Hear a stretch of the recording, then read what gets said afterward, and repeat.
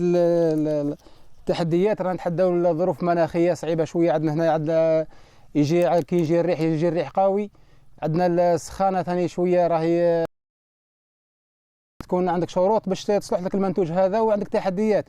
ورانا الاستعمال رانا نستعمله في السقي. هذا نظام تقطير هذا انتم تعرفوا بالك الأراضي الصحراويه هذه تتطلب الماء شويه، تطلب كثره الماء باش المنتوج هذا يجيك على حساب الشروط اللي لازمه. المنتوج لا باس، رانا لاباس كافيين السوق شويه هنا لاباس.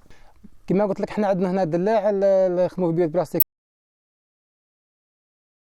عندنا مثلا كما الدلاع يلحق الانتاج نتاعو 40 قنطار في البيت. ورانا كاين عندنا مشتريه من غليزان، من عين الدفله، من مستغانم، من البليده، من بومرداس، كاع راهم يجوا هنا تجار يدوا علينا الانتاج تاعنا هذا يدوا ليه.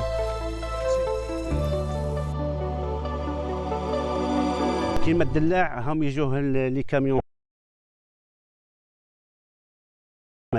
راهو ينتج عندنا هنا قبل ما ينتج في الشمال. هم انتاج مبكر، هم يجوا لعندنا لي كاميون يهزوا من عين الدفله، من المعسكر، من اي ولايه راهم يجوا لعندنا. الفلاحه في المكان هذا انا نشوف فيه راهو عمليه تصاعديه، وانا نشوف الحمد لله الانتاج تاعو له نوعيه رائعه. سيرتو في المناطق الجنوبيه هذه راه ظروف قاسيه ياسر وتحدي كبير باش تخدم خدمه كيما هذه، ولا باش بدون قرض بدون دعم راهي صعيبه ياسر، مش غير سهله برك، راه تحدي كبير والظروف صعيبه والارض تبغي الماء ياسر.